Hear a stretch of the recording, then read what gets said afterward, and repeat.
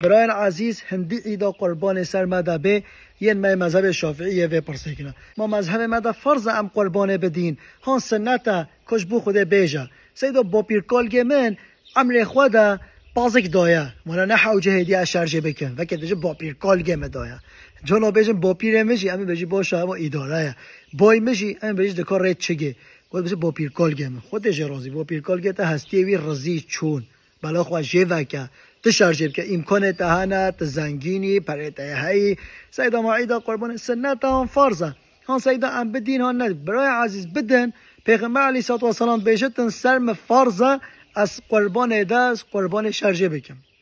ایچ ما هین نادین جبو چه هین نادین بو دعوت هوا چید بتن کره هوا زواجی هین دین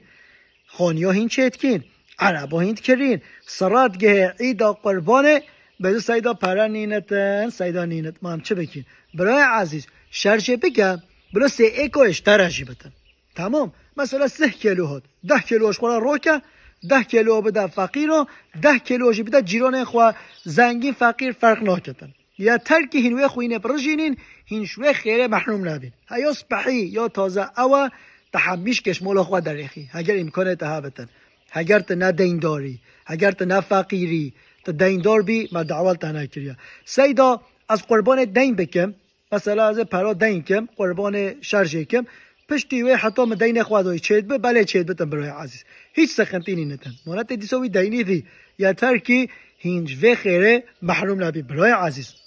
دی ساعت بجیاس بعی او تحمیش که بدی لهنک طمایت کن بدون سید اما از دم خالقه چه من هر اجه ناخوام همه شرجی ناکم برای عزیز شرجه بکن بده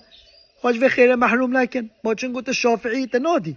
بجا خود تعالی بک نصیب امش و خیره محروم نبین بخت خود ده یه امکانی وی هین جو فقیر و مسکین و جارا لوی هی و توی پچا گوشتی بی برداریه و ام زانین که نهوجی هنک فقیر هنه بجنا جیران من فلان کس هر سال داد یا ای سال جیدد تفکر جانا و ای ساله جو فقیر دریه وی او زنگین جد تماکار بیا عمر سرده چوه تمایت کتن هدی اوجی شرجه ناکن وجا چوه و فقیر و مادم که الهوایا هین هرش بو خوده و قربانه بدن خود تعالی خیر و هوا مازم بکه خود تعالی بکه نصیب ما همیشه